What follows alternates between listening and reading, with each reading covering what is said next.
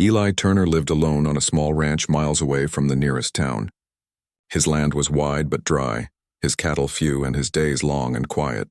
He had weathered hands and a soft heart hidden behind his sunburned face.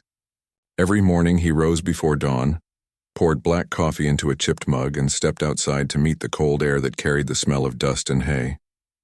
He had no wife, no children, and no one waiting for him when he returned from the fields. But Eli had one secret that he never told anyone. Almost every night he dreamed of a woman. She was graceful and gentle, with bright eyes and soft hair that glowed in the morning light. In the dream, she would wait for him on the porch with a smile and a warm cup of coffee. Sometimes she said, "You've done enough for the day, Eli, come rest." And he always woke up just as she reached out to touch his hand. When he opened his eyes, he found himself alone again in his wooden cabin. The wind whistled through the gaps in the walls, and the rocking chair creaked softly in the corner. He would sigh and whisper, "Maybe someday." Eli had been single his whole life. When he was younger, a few women had come and gone through town, but they never stayed long. They wanted men with money, fine clothes, or a fancy home. Eli had none of that. All he had was his honesty and his small patch of land that he worked with his bare hands. He told himself he didn't mind being alone, but deep inside he longed for someone to share his silence with. One Saturday, Eli rode into town to buy supplies. The general store smelled of wood and flour, and while he waited for his turn, he noticed a small newspaper folded on the counter. His eyes landed on a short ad that said, "Mail-order bride seeks honest man. No wealth required and only kindness." He smiled softly. The words felt like they were written just for him. That night, after finishing his chores, he sat by the lantern and wrote a letter. He kept it simple. He told the woman about his ranch, about how he worked from sunrise to sunset, and how he wasn't rich but would treat her kindly. His handwriting was rough and uneven, but his words were full of truth. When he sealed the envelope, his heart raced with a feeling he hadn't felt in years now, hope. Weeks passed with no reply. Each day after his chores, he checked the dusty mailbox by the fence.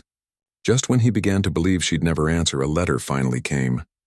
The handwriting was neat and round, and at the top it said, "From Martha Hale." Eli opened it with trembling fingers. Martha wrote that she was 36, had worked as a cook and housekeeper, and was looking for a quiet life with someone sincere. She said she liked to laugh, didn't mind hard work, and believed love could grow like a seed if both people watered it with care. Her words touched him. He replied the same day.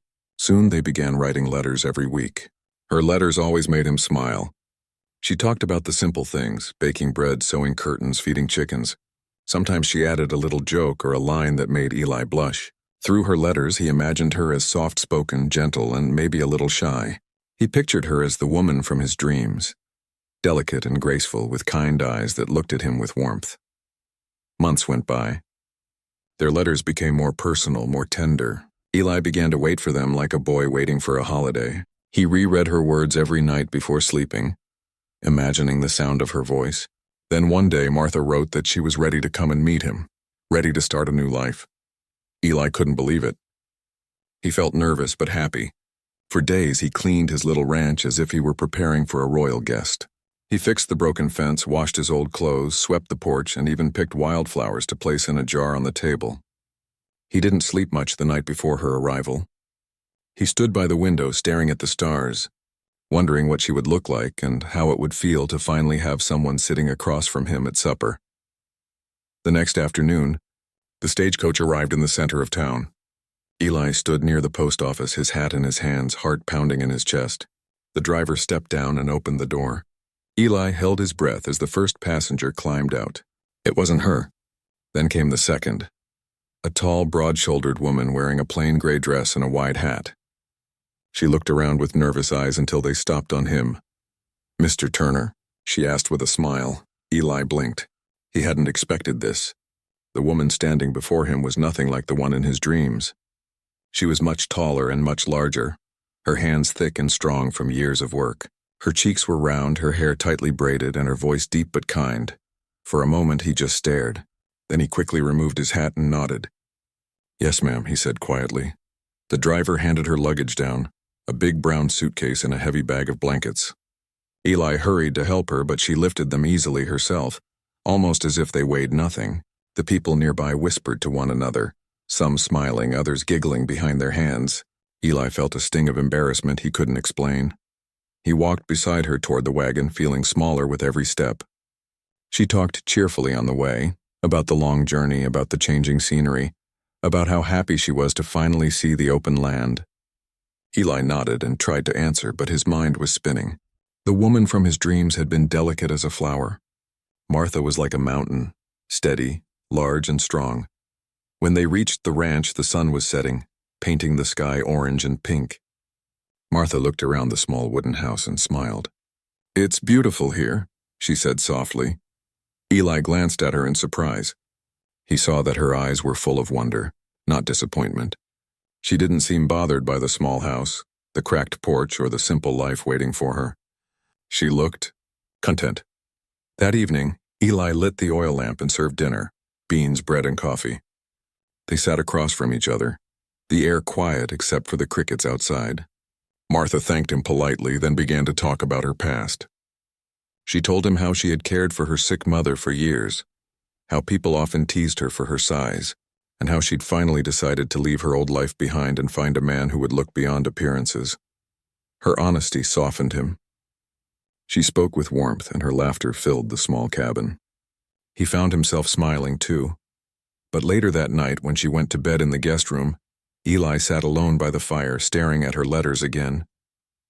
He compared her careful handwriting to the strong woman sleeping in the next room. Nothing had changed in those words.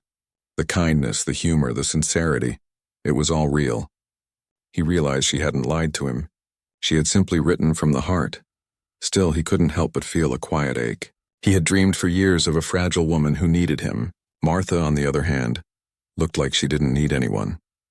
He rose from the chair, looked out the window, and saw her shadow moving in the lantern light as she unpacked her things.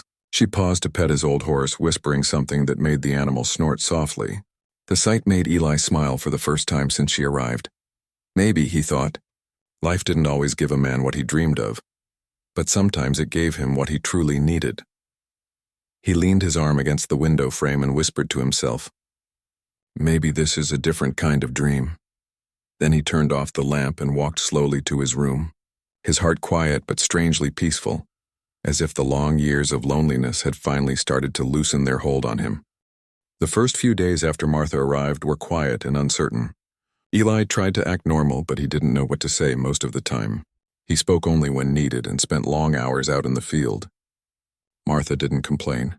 She woke early, cooked breakfast, and cleaned the small cabin until it looked brighter than it ever had. She sang while working, her voice deep but cheerful, echoing through the empty house. At first, Eli didn't know how to respond. He was used to silence, the kind that hung heavy over the ranch for years. But now there was sound again. Laughter, footsteps, a woman's humming while she stirred soup or fed the chickens. Slowly, the stillness began to fade. Martha was strong, stronger than any woman Eli had ever met. She carried heavy pails of water from the well without asking for help. When Eli offered, she just smiled and said, "You've worked enough for one man's share today." He watched her from the porch sometimes, surprised by how she moved with confidence, not caring what others thought. The neighbors in town soon started talking. Some laughed kindly, saying Eli had found himself a worker better than any ranch hand. Others made jokes that reached his ears and they stung. "Looks like she could wrestle a bull," one man said. Eli forced a smile and walked away, pretending not to hear. But that night, when he returned home, he looked at Martha differently. She wasn't the fragile beauty from his dream. No, she was something stronger. Still, he couldn't help feeling a little distance between them. They talked about work, about weather, about things that needed fixing, but not about feelings. At night, they sat by the fire, and Martha told small stories about her old town, about the winters that froze the river and the children who skated on it. Eli listened quietly, sometimes nodding, sometimes smiling. But when she went to her room, he sat alone again, thinking how strange it felt to have what he had wished for, yet not in the way he imagined. One morning, Martha woke up before dawn and found Eli outside fixing the barn door. The wind was cold and his hands were shaking. She walked up silently, took the hammer from him, and said, "You need warmer gloves." Her tone was gentle, not commanding. Eli tried to protest, but she had already begun working beside him. She lifted the wooden board like it was nothing, holding it steady while he nailed it into place. By the time the sun rose, the barn stood strong again. Eli looked at the work they had done together and then at her face, red from the cold, hair blowing wildly in the wind. She smiled at him, and in that moment he saw something beautiful in her strength.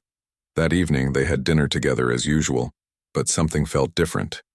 Martha looked across the table and said softly, "You don't have to walk on eggshells around me, Eli. I know I wasn't what you expected." He froze, his fork halfway to his mouth. She continued quietly, "You dreamed of someone else, didn't you? Someone smaller, softer, maybe like the woman in those picture books." Eli felt his face grow warm. He wanted to deny it, but couldn't. Martha smiled kindly and said, "It's all right. I've dreamed too, but sometimes the good things come in a different shape than we picture." Her words stayed with him long after dinner. That night, when he lay awake, he thought about how she had faced life, teased, underestimated, but never bitter. She had come to his small, lonely ranch without fear, and now she was the one who had brought it back to life. Weeks passed, and the two of them found a rhythm together. They worked side by side, ate together, and even laughed more often. Martha made the place lively. She painted the porch white, fixed the curtains, and started a small garden near the fence. Eli began to feel pride when he looked at his home, something he hadn't felt in years. Then came the night of the great storm. It began with a hard wind that shook the trees and rattled the windows. By midnight, rain poured so hard that the roof creaked. Eli woke up to the sound of thunder and the faint groan of wood outside. He ran out to see the barn roof lifting from its hinges. Without a second thought, he grabbed his coat and dashed into the storm. The wind hit him like a wall, and the rain stung his skin. He struggled to hold one side of the roof beam, his boots sinking in the mud. Then through the storm, he saw a lantern's light approaching. It was Martha. She was soaked to the skin, her dress heavy with rain, but her eyes fierce with determination. "You shouldn't be out here alone," she shouted. Together they fought against the wind. She held the beam steady with her strong arms while Eli nailed it back in place. Each strike of the hammer felt like a battle against nature itself. When the last board was secured, both of them fell back, gasping for air, rain running down their faces. For a long moment they stood in silence under the pouring sky. Then Eli looked at her, and something inside him shifted. She was no delicate dream anymore. She was real, brave, and alive. She had come into his world and made it stronger. When they finally went back inside, Martha shivered by the fire. Eli handed her a towel and said softly, "You saved the barn." She smiled faintly, her cheeks flushed from the cold. "I just helped you hold it together." He looked at her then, really looked. The lines of strength on her face, the warmth in her tired eyes, the steady way she breathed as if the storm outside didn't matter anymore. And for the first time, Eli realized how wrong he had been to think beauty only meant softness. From that night on, things between them changed. They talked more, laughed more.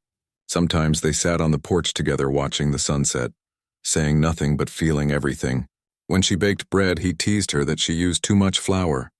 When he mended fences, she teased him that he did it too slow. The house that once echoed with silence now felt full of life. As spring turned to summer, Martha planted sunflowers behind the cabin. They grew tall just like her, bright and strong.